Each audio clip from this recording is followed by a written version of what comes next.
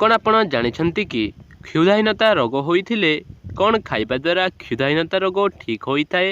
ତେବେ ଚାଲନ୍ତୁ ଆଜିର ଏହି ଭିଡ଼ିଓରେ କିପରି କ୍ଷୁଧାହୀନତା ରୋଗରୁ ମୁକ୍ତି ପାଇବେ ତାହା ସମ୍ପର୍କରେ ଜାଣିବା।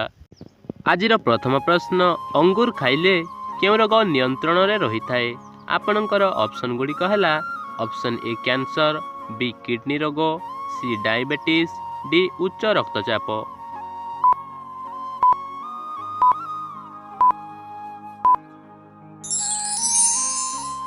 ସମୟଟି ସମାପ୍ତ ହୋଇସାରିଛି।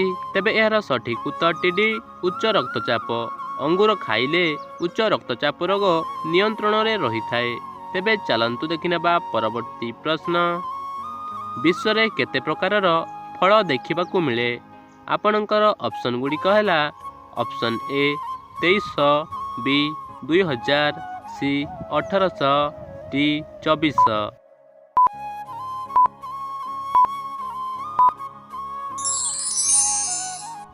ସମୟଟି ସମାପ୍ତ ହୋଇସାରିଛି। ତେବେ ଏହାର ସଠିକ୍ ଉତ୍ତରଟି ବି 2000।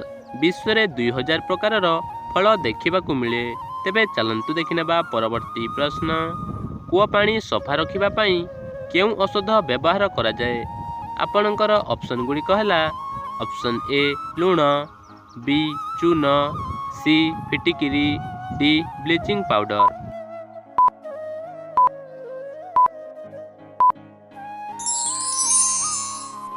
ସମୟଟି ସମାପ୍ତ ହୋଇସାରିଛି। ତେବେ ଏହାର ସଠିକ୍ ଉତ୍ତରଟି ସି ଫିଟିକିରି, ଡି ବ୍ଲିଚିଂ ପାଉଡର।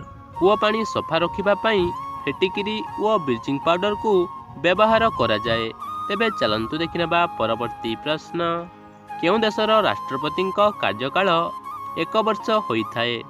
ଆପଣଙ୍କର ଅପସନ୍ ଗୁଡ଼ିକ ହେଲା ଅପସନ୍ ଏ ଭାରତ, ବି ସୁଇଜରଲ୍ୟାଣ୍ଡ, ସି ଚୀନ, ଡି ଆମେରିକା।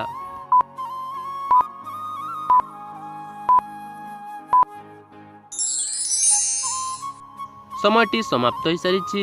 ତେବେ ଏହାର ସଠିକ୍ ଉତ୍ତରଟି ବି ସୁଇଜରଲ୍ୟାଣ୍ଡ। ସୁଇଜରଲ୍ୟାଣ୍ଡ ଦେଶର ରାଷ୍ଟ୍ରପତିଙ୍କ କାର୍ଯ୍ୟକାଳ 1 ବର୍ଷ ହୋଇଥାଏ। ତେବେ ଚାଲନ୍ତୁ ଦେଖିନେବା ପରବର୍ତ୍ତୀ ପ୍ରଶ୍ନ। କେଉଁ ନଦୀ ନିଜର ମାର୍ଗ ବଦଳାଇବା ପାଇଁ ପ୍ରସିଦ୍ଧ ଅଟେ? ଆପଣଙ୍କର ଅପସନ୍ ଗୁଡ଼ିକ ହେଲା ଅପସନ୍ ଏ ମହାନଦୀ, ବି ଗଙ୍ଗା ନଦୀ, ସି ନର୍ମଦା ନଦୀ, ଡି କୋଶି ନଦୀ।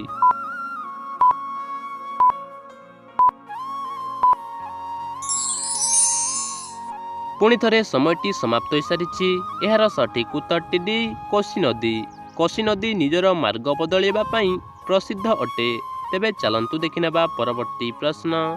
ଶ୍ରମିକ ଦିବସ କେବେ ପାଳନ କରାଯାଏ?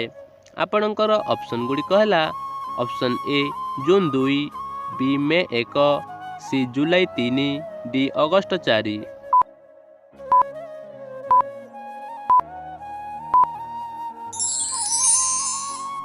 ପୁଣି ଥରେ ସମୟଟି ସମାପ୍ତ ହୋଇସାରିଛି।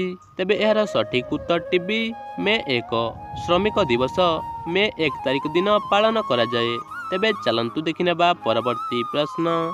କ'ଣ ଅଧିକ ଖାଇବା ଦ୍ୱାରା ଆଖି ଖରାପ ହେବାର ସମ୍ଭାବନା ଥାଏ? ଆପଣଙ୍କର ଅପସନ୍ ଗୁଡ଼ିକ ହେଲା ଅପସନ୍ ଏ ଅଣ୍ଡା ଓ ମାଂସ, ବି ବ୍ରେଡ୍ ଓ ପାସ୍ତା, ସି ଲୁଣ, ଡି କଞ୍ଚା ଲଙ୍କା।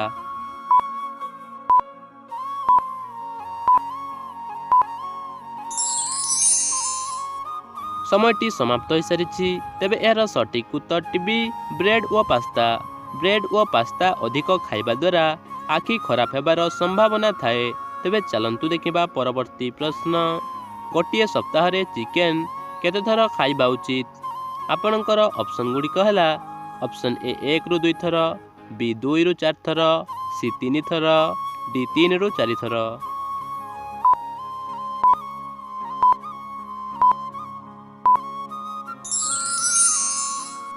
ଏହାର ସଠିକ୍ ଉତ୍ତରଟି ଏ 1ରୁ 2 ଥର। ଗୋଟିଏ ସପ୍ତାହରେ 1ରୁ 2 ଥର ଚିକେନ୍ ଖାଇବା ଉଚିତ। ତେବେ ଚାଲନ୍ତୁ ଦେଖିନେବା ପରବର୍ତ୍ତୀ ପ୍ରଶ୍ନ। କ୍ଷୁଧାହୀନତା ରୋଗ ହୋଇଥିଲେ କ'ଣ ଖାଇବା ଦ୍ୱାରା ଶୀଘ୍ର ଆରାମ ମିଳିଥାଏ? ଆପଣଙ୍କର ଅପସନ୍ ଗୁଡ଼ିକ ହେଲା ଅପସନ୍ ଏ ଲବଙ୍ଗ, ବି ଗୋଲମରିଚ, ସି ଲୁଣ, ଡି ଅଦା।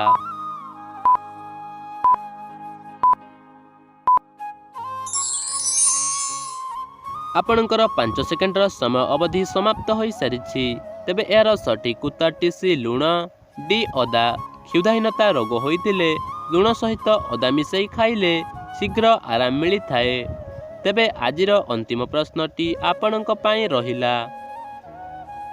ବିଶ୍ୱରେ ସମୁଦାୟ କେତୋଟି ଦେଶ ରହିଛି? ଆପଣଙ୍କର ଅପସନ୍ ଗୁଡ଼ିକ ହେଲା ଅପସନ୍ ଏ 180ଟି, ବି 200ଟି, ସି 195ଟି, ଡି 210ଟି।